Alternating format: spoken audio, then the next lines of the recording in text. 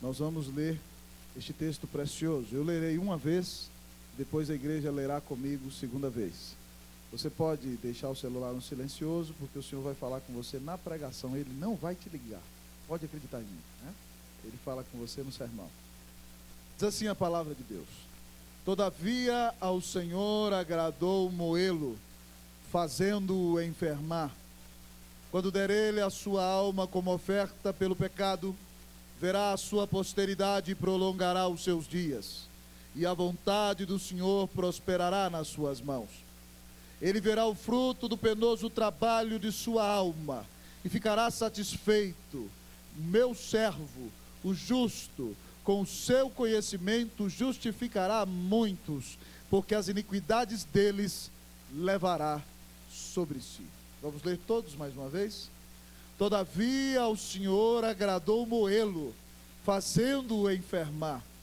Quando der ele a sua alma como oferta pelo pecado, verá a sua posteridade e prolongará os seus dias, e a vontade do Senhor prosperará nas suas mãos. Ele verá o fruto do penoso trabalho de sua alma e ficará satisfeito. O meu servo, o justo, com o seu conhecimento justificará muitos, porque as iniquidades deles levará sobre si. Senhor, que bênção estar aqui nessa noite. Deus, que bênção é estar neste lugar de culto e ter a alma invadida pela tua alegria. Deus, ter a alma invadida pela graça, ter a alma invadida pela tua presença. Obrigado, Senhor. Obrigado, Senhor, porque de fato o Senhor derramou sobre nós o castigo que nos traz a paz. Derramou sobre Jesus, estava sobre ele, e por causa das suas chagas nós fomos curados. Obrigado porque nós somos um povo curado, um povo lavado, um povo amado, um povo perdoado. Então, Deus, dá a cada um que aqui está a consciência do perdão de Jesus, da sua grande salvação. E se alguém que nos visita hoje à noite tem dúvidas, que o Senhor mesmo faça resplandecer o brilho da glória de Deus na face de Cristo para essa pessoa. Senhor, mostra-te ao teu rebanho nesta noite. Senhor, caminha aqui no meio da IPG2, nós queremos perceber a tua presença com graça nesse lugar. Ó Pai, como disse o cântico, me convém diminuir, nos convém diminuir. Cresça em nós, Senhor, nessa hora. Brilha a glória do teu rosto e exalta o nome do Cordeiro de Deus que tira o pecado do mundo. Eu não sou nada diante do Senhor.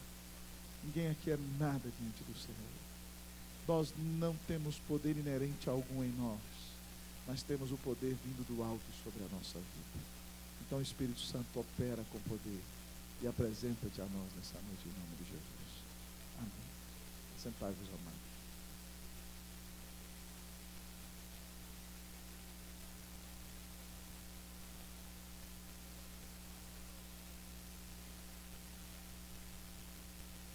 Queridos irmãos e irmãs,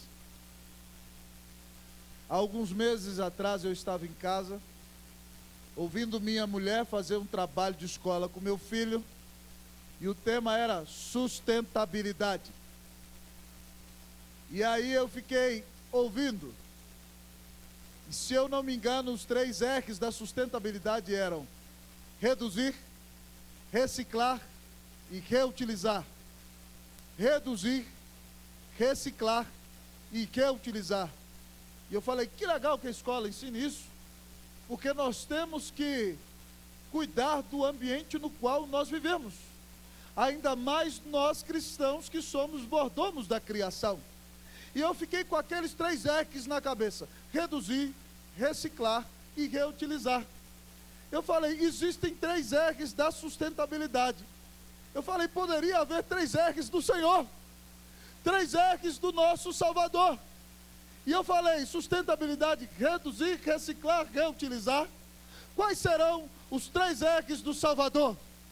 E de repente, então, outro dia, lendo esse texto, olhei para o texto e Deus fez saltar diante dos meus olhos os 3 R's do Senhor. E ao olhar para esse texto, ao olhar para esses 3 R's, o texto nos apresenta o retrato do Salvador. Então eu quero convidá-lo nessa noite. Cada ponto começa com R, mas você vai ver neste texto o retrato do Salvador. Que você conheça mais o Senhor Jesus nesta noite, que você tenha um encontro pessoal com Ele, que você veja o brilho da glória de Deus resplandecendo na face de Cristo, porque hoje aqui Deus quer que você conheça o Filho dele e coloque então com a pintura da palavra de Deus o retrato do Salvador. E ao olhar para o texto, o primeiro R é redenção. Os 3 R's do Salvador. O Salvador é um redentor. Primeiro ponto, vamos falar comigo? O Salvador é um redentor. Vamos lá, vamos lá? O Salvador é um redentor. Olha aí para a sua Bíblia. Nós vamos ler até a palavra pecado, no versículo de número 10. Todo mundo. 1, 2, 3. Todavia ao Senhor agradou moê-lo, fazendo-o enfermar, quando der ele a sua alma como oferta pelo pecado. O texto diz, queridos, que Deus se agradou. Deus o Pai é um Deus justo, querido. A justiça é inerente a Deus. E quando o homem pecou, a santidade de Deus é ofendida. E Deus não seria Deus se não exigisse a punição do pecado. Então a santidade de Deus tem que ser vindicada. E nós entendemos um pouco disso, amados irmãos, porque mesmo sendo tão falhos e pecadores, nós muitas vezes temos sede de justiça. Eu me lembro, alguns anos atrás, quando eu era noivo da mulher mais bonita dessa terra, na cidade de Guarulhos, entrou um assaltante no consultório médico em que ela trabalhava há 10 anos, pasme. E de repente, quando todo mundo foi embora, ele coloca um revólver no pescoço da minha esposa e entra na sala do doutor e pede o dinheiro. O doutor já está além daqui e o doutor não queria dar o dinheiro. E a vida da minha mulher correndo risco. Naquele dia ela me ligou, eu sou pastor, irmão, eu sou crente. Mas na hora que ela me ligou chorando no telefone, nós éramos noivos, eu falei, Deus, não deixe esse cara passar na minha frente. E eu falei, Deus, arrebenta com esse cara. Você me desculpa, eu sou pecador, não vou negar com você. Arrebenta com esse cara. Depois eu me acalmei e falei, Senhor, converte esse cara, tá certo? Mas no primeiro momento, eu falei, como é que o cidadão faz isso com a mulher que você ama? Por que aconteceu isso comigo? Eu sou pecador, mas tenho senso de justiça. Se alguém faz algo contra alguém da sua família, você vai querer justiça. Agora imagine um Deus santo, perfeito, que nos dá tudo de bom, que nos criou para a sua glória, e dia após dia nós o ofendemos, e todos os nossos antepassados e os que virão no futuro o ofendem com toda a sua rebeldia e pecado. Esse Deus tem que querer justiça. Mas esse Deus, além de ser justiça, é amor. Então ele manda seu filho para morrer em nosso lugar, para nos redimir. E o texto diz então que Deus teve prazer em moê-lo. Sabe o que significa essa palavra moê-lo? No hebraico significa esmagá-lo. Deus esmagou Jesus com a sua ira. Todavia ao Senhor agradou moê-lo, fazendo-o enfermar. Deus o fez sofrer. Deus, naquele momento em que bota Jesus na cruz, ele não o vê como seu filhinho amado, mas ele vê nele todo o pecado. Paulo diz que Deus o fez pecado por amor de nós. Deus o fez adoecer na cruz. O inferno que nós teríamos que sofrer caiu sobre ele. A espada da justiça do Deus eterno. E o texto diz, 700 anos antes de Jesus nascer, essa profecia, diz que o Senhor se agradou ao moê-lo, fazendo enfermar. E aí diz, quando der ele a sua alma como oferta pelo pecado. É uma profecia. Foi dita 700 anos antes, mas se cumpriu com tanta clareza, porque Jesus doou a sua alma como oferta para pagar o meu pecado e para pagar o teu pecado e o pecado de todos aqueles que confiam nele como seu único Senhor e Salvador. Ao dar sua vida por nós, Jesus é o nosso Redentor. Você sabe o que significa a palavra redenção, querido? Redenção significa literalmente o preço pago pela libertação de um escravo. No mundo antigo, quando alguém queria libertar um escravo, então ele comprava aquele escravo, lhe dava uma carta de alforria e punha ali o seu selo dizendo que esse homem estava livre e o seu valor foi pago. Redenção é o preço pago pela libertação de um escravo. Cristo pagou o preço do nosso pecado na cruz do Calvário. E nós então recebemos a sua salvação e a sua redenção, se confiamos que Ele morreu em nosso lugar, é o nosso único Salvador, é o Filho de Deus. Então entregamos nossa vida a Ele pela fé. O primeiro R para apresentar o retrato do Salvador é que Cristo é o Redentor. É mais ou menos assim, amado irmão. Imagine que você está comigo no Brasil, numa feira de escravos do século XVIII. E de repente você é ali um escravo fujão, um escravo que armou uma rebelião, um escravo que assassinou um feitor, um escravo que roubou ao seu senhor. E de repente então você já está sendo ali, no meio da praça, no tronco, chulap, chulap, chulap, sendo açoitado e você gritando. Eu estava até ouvindo aquela música lá, lê, lê, lê, lê, chorando, lê, lê, lê, lê, lê, lê, e você, sendo açoitado. E de repente chega o rei mais poderoso do universo e diz: eu vim comprar este escravo, está aqui o valor dele. Mas de repente o feitor diz: não basta só comprar o escravo, ainda que ele seja liberto, ele é ladrão, ele é bandido e é rebelde, tem que pagar pelo seu preço. Então aquele grande rei se despe do seu manto e de sua vestidura real, e naquela feira de escravos tira a sua roupa, liberta o escravo, vai para o tronco, deixa amarrar-se, e cada chicotada, chulap, chulap, chulap, chulap, chulap, é recebida no lugar daquele escravo. Mas Jesus fez muito mais do que isso, porque ele não somente foi chicoteado num tronco, mas ele morreu numa cruz, recebendo a ira do Pai, por amor de você e por amor de mim. Que Salvador maravilhoso, querido. Que amor intenso. Cristo resolve receber a ira de Deus na cruz, no seu lugar e no meu. Olhe bem para esse retrato. Ele é o mais lindo que existe. É o meu Salvador. E Ele é o Redentor. Mas há 3 R's da nossa salvação. 3 R's do Salvador. O da sustentabilidade, como é que é? Reduzir, reciclar e reutilizar. Mas o da nossa salvação é o Redentor. Mas então, qual é o próximo que você acha que é? Olha aqui no texto. Ele é ressurreto. Olhando para o retrato do nosso Salvador, nós vemos que Ele é o Redentor, mas que Ele é ressurreto. É o segundo R do nosso Senhor, da nossa salvação. Leamos todo o versículo 10. Vocês podem ler. 1, 2, 3. Todavia,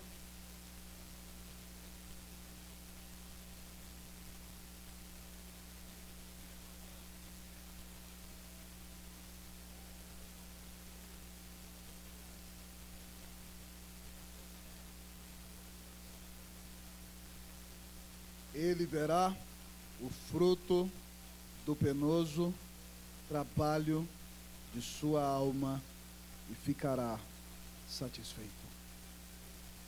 Verá a sua posteridade. Como é que um morto pode ver sua posteridade? Como é que alguém que foi sepultado numa tumba e passou para o lado da morte pode ver sua descendência? Meu bisavô não me conheceu, não sabe da minha história. Como é que o morto pode ver a sua descendência e prolongar os seus dias? e ver a vontade do Senhor prosperar nas suas mãos. Como é que um morto, conforme diz o texto, pode ver o fruto do penoso trabalho de sua alma? Como poderá um morto ficar satisfeito com o resultado da sua morte? Ora, pois, ele só pode ver a prosperidade da sua descendência, ele só pode ver os seus dias avançando pela eternidade, ele só pode ver a vontade do Senhor sendo executada em suas mãos, ele só pode ver o fruto do penoso trabalho da sua alma. Ele só tem plena satisfação nesta grande salvação, porque ele ressuscitou. Naquele dia, quando ninguém esperou, o anjo do céu baixou, a pedra colou, Cristo ressuscitou, a morte derrotou, a vitória nos legou, seu amor nos resgatou, nosso Senhor nos restaurou. Cristo Jesus ressuscitou, Cristo Jesus ressuscitou, Cristo Jesus ressuscitou. Ele está vivo. Louvado seja o Senhor. Eu me lembro quando a gente era da UPA na igreja. Você não deve lembrar disso. Ressuscitou, ressuscitou. Todo mundo, vamos lá. Ressuscitou. Oh, aleluia. Com alegria, vamos lá. Ressuscitou, ressuscitou, ressuscitou. Aleluia. Venceu a morte, venceu a morte, venceu o mal, venceu o mal, venceu as trevas, venceu as trevas. Jesus ressuscitou. O coro, fique de pé e cante no meio do sermão, vamos lá. Ressuscitou, louvor no meio do sermão. Ressuscitou, com alegria. Ressuscitou, aleluia. Mais uma vez. Ressuscitou, ressuscitou, ressuscitou, aleluia,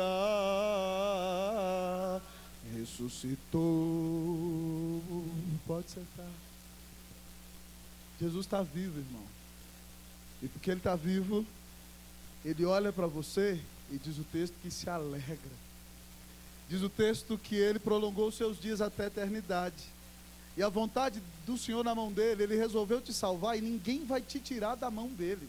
Jesus disse assim lá em João 10, todo aquele que o Pai me dá, para mim é mais precioso do que tudo. E das mãos do Pai ninguém pode arrebatar. A vontade do Senhor vai prosperar nas mãos de Jesus. E se você é escolhido e foi redimido por Ele, ninguém te arranca das mãos do Salvador. Mas diz o texto, que Ele olha para você e lembra do que Ele sofreu. Ele vê o fruto do penoso trabalho da sua alma, mas Ele se alegra. Jesus está pleno de alegria nos céus, amados, né?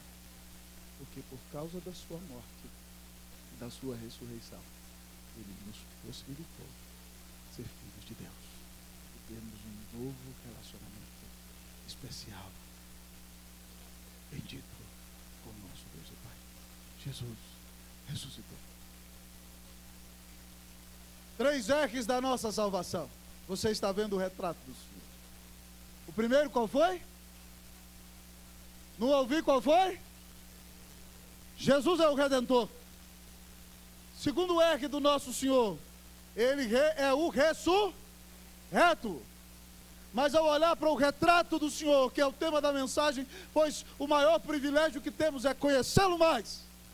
Ao olhar para o texto, nós vemos que Jesus então é o ressurreto, como vocês bem disseram, é o Redentor. Mas qual é o terceiro R do nosso Senhor?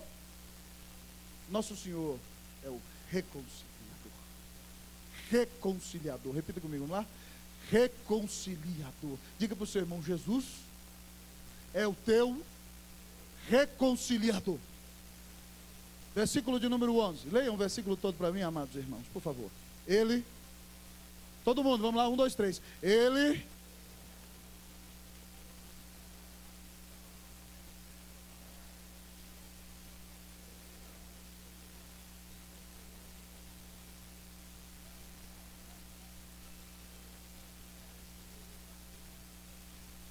o meu servo. Deus diz que Jesus é o servo de Deus. O justo, nele não há sombra, nem mudança, nem variação. Ele é perfeito, porque para pagar o pecado do homem, tinha que ser alguém do tamanho de Deus. Essa é a área jurídica das Escrituras.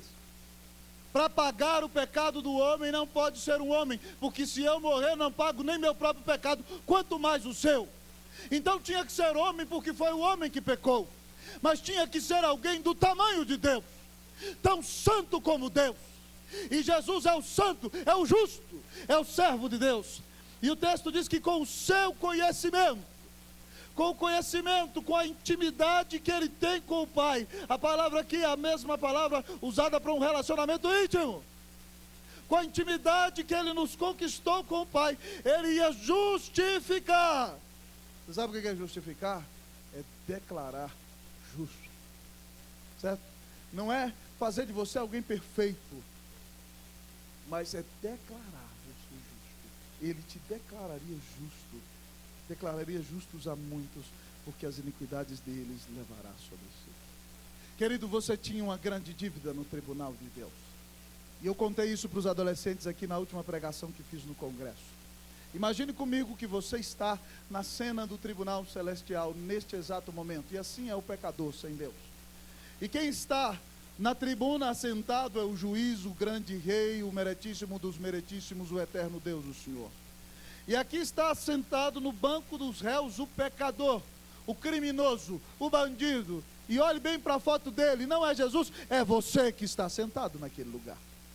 É você, mulher, ainda que bela seja, mas é pecadora no seu coração, nos seus sentimentos, na inveja que sente, na maneira com que usa a língua, ou com um olhar invejoso. É você, homem que se diz honesto, impoluto, mas tem vários pecados na sua mente, no seu coração. Você está no banco dos réus. E de repente, então, ali no banco dos réus, o seu próprio pecado já te acusa, a sua consciência já te acusa, a palavra de Deus já te acusa, mas de repente há ali no tribunal de Deus um promotor. Imaginemos comigo, a Bíblia não diz que é assim, nós estamos imaginando. Mas há o promotor que se levanta e a Bíblia o chama de Apolion. No caso de Pedro, ele foi o promotor. Ele foi o inimigo das almas. Ele é Satanás. Quando Jesus está para morrer, ele demanda nos céus a Pedro e pede ao Senhor para que o peneire, para mostrar que Pedro não é nada e sua fé é falsa, e ele está longe de Jesus. E de repente você está naquele tribunal e se levanta aquele promotor e diz: ó grande Deus, meritíssimo dos meritíssimos, eterno juiz em quem não há sombra nem mudança de variação. Ali está o pecador. Ele se diz teu filho, vem à igreja no domingo. Se bem que ele não é tão firme assim, às vezes ele só vem 2 domingos. E de repente, grande Deus, ele vem e levanta suas mãos e adora. Ele canta, ele gosta de ouvir os sermões, mas quando ele sai da igreja para fora, quando vê o seu amigo, o seu colega, ele já começa a falar impropérios e a sua boca está cheia de palavrões. Ele diz que é teu servo, grande Deus, mas ele vive uma vida de adultério, de engano e de prostituição. Ela diz que é tua serva, mas é a mulher mais invejosa e difamadora que mora em toda a terra. E além disso, tanto ela como ele estão envolvidos em corrupção. E têm feito muitas coisas erradas, dando mau testemunho neste mundo. Eu não vejo meritíssimo dos meritíssimos. Como tu poderás perdoar? Portanto, grande juiz, eu sugiro que sem demora determines a sentença, para que a espada da tua ira caia sobre eles, e que eles sejam destruídos por causa dos seus pecados.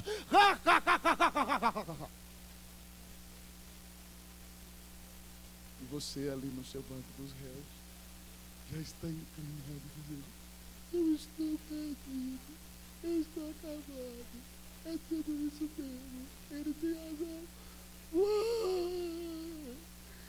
E agora, quem poderá me ajudar? E de repente, naquele tribunal, se levanta um advogado, um cordeiro como tendo sido morto, o texto que foi lido hoje pela manhã e à noite.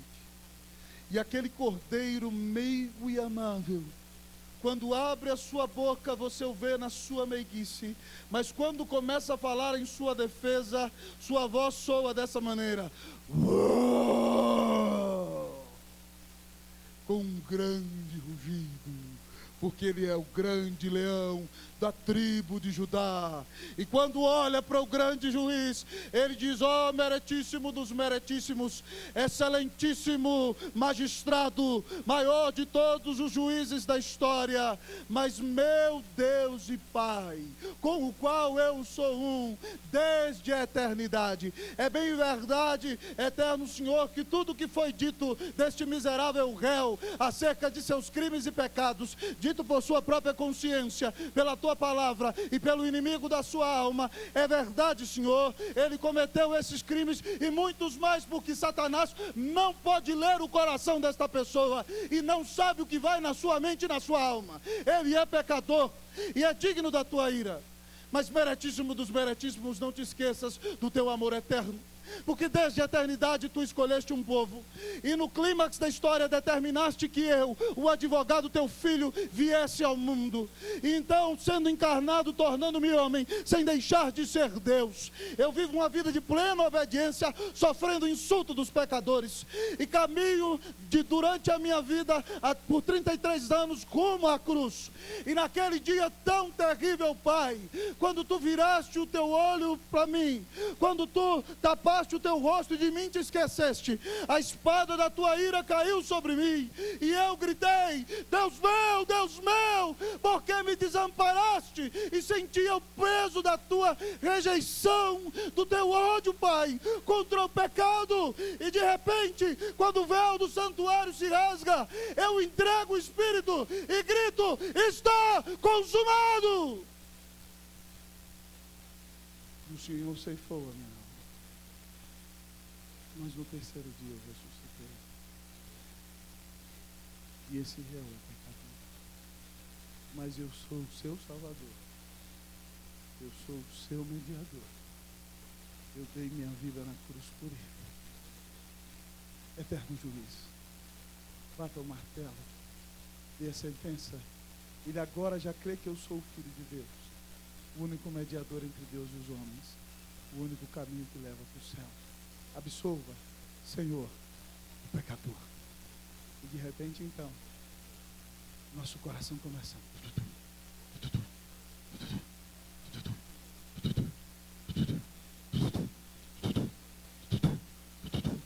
Você olha para o seu promotor, ele...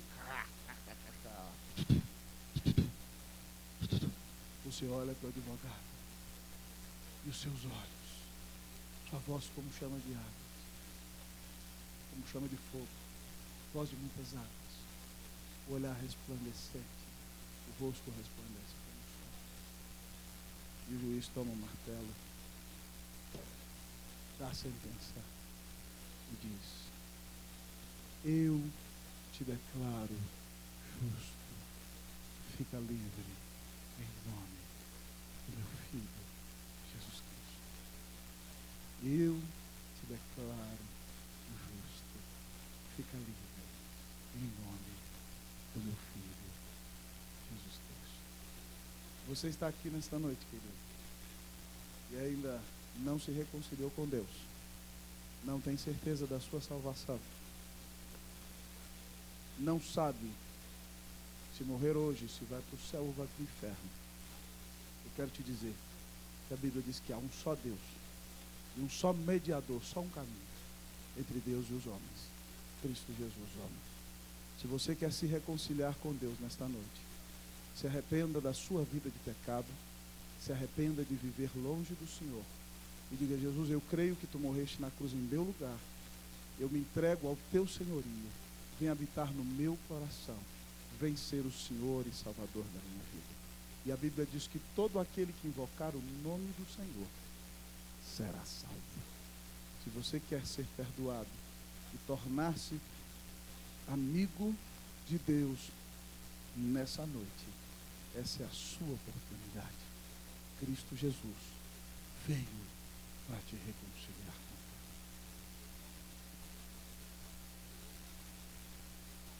3 R's do Salvador. Quem é o Salvador? Qual é o seu retrato? Ele é o Redentor, ressurreto, reconciliador. Creia nele. Atire-se em seus braços. E se você é membro da igreja, esse sermão não tem só uma aplicação evangelística. Mas se você tem vivido na prática do pecado, se você anda com o coração frio, e se Satanás tem te acusado no tribunal do seu coração, se você tem ouvido o diabo dizer, você é um hipócrita, cara de pau, você ouve o pastor pregar todo domingo e você não ora, você não lê a Bíblia, você é um 007, agente secreto do céu, e Deus odeia esse tipo de gente, porque diz que quem se envergonhar do Senhor diante dos homens, Ele vai se envergonhar dessa pessoa diante do Pai que está nos céus, e Satanás não te dá paz, e a tua consciência te perturba. Nessa noite Jesus também quer restaurar o seu relacionamento com Ele. Basta que você se arrependa, confesse o seu pecado, reconsagre a sua vida ao Senhor e saia daqui como quem contemplou a cruz, o retrato do seu Redentor, que é ressurreto, que é o teu reconciliador. Que o Senhor nos encha de alegria, que o Senhor nos leve à adoração, que nós o amemos com todo o nosso ser, porque ninguém nunca nos amou como Salvador. Conheça mais o Salvador, ame o seu retrato, busque-o em oração e caminhe com Ele todos os dias da sua vida, em nome de Jesus, para a glória de Jesus. Amém, amém e amém. Oremos ao Senhor.